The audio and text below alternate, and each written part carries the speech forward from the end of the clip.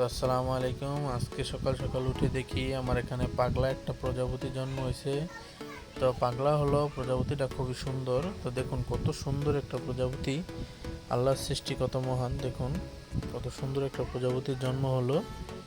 তো আমি কল্পনাও করি নাই যে এই শুঁয়োপোকা থেকে যে এরকম প্রজাপতি জন্ম হয়। তো এই প্রথমবার দেখলাম। তো এই পর্যন্ত দুইবার প্রজাপতি জন্ম হয়েছে, 2 থেকে 3বার। তো এই যে দেখুন সেই খোসাগুলা।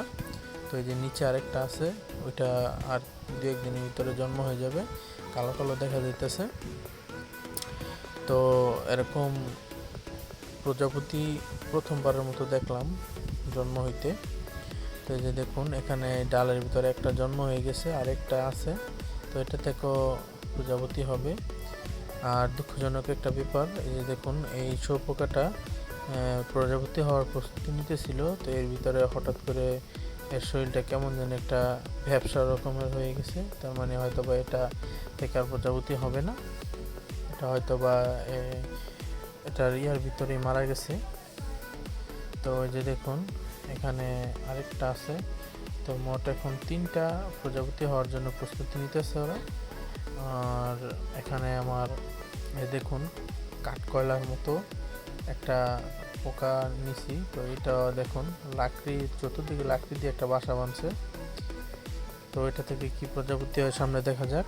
তো এই যে দেখুন কত সুন্দর শুঁয়োপোকাটা এই নরম একটা লেবু পাতা কীভাবে খাইতেছে। তো দেখুন এটার সামনাসামনি কীরকম দেখা যাইতেছে, একদম পুরা ওই যে ফায়ারম্যান আছে না, ফায়ারম্যানের ভিতর মানে মুখটা ফায়ারম্যানের মতো লাগতেছে। দেখুন কত সুন্দর, মানে বোঝা যাইতেছে এটা একটা অনেকটা এলিয়েনের মতো দেখা যাইতেছে। আবার এইভাবে করলে অনেকটা বুলেট ট্রেনের মতো লাগে। তো দেখুন আল্লাহর সৃষ্টি কত সুন্দর, প্রথমে শুঁয়োপোকা, এর থেকে প্রজাপতি। হ্যাঁ, তো ভিডিওটি কেমন লাগছে আপনাদের কাছে কমেন্ট করে বলবেন, এবং আমার ভিডিওটি ভালো লাগলে আমার চ্যানেলটিকে সাবস্ক্রাইব করে পরবর্তী ভিডিও পাওয়ার জন্য বেল আইকনটি প্রেস করে রাখবেন। তো সবাই ভালো থাকবেন। আসসালামু আলাইকুম।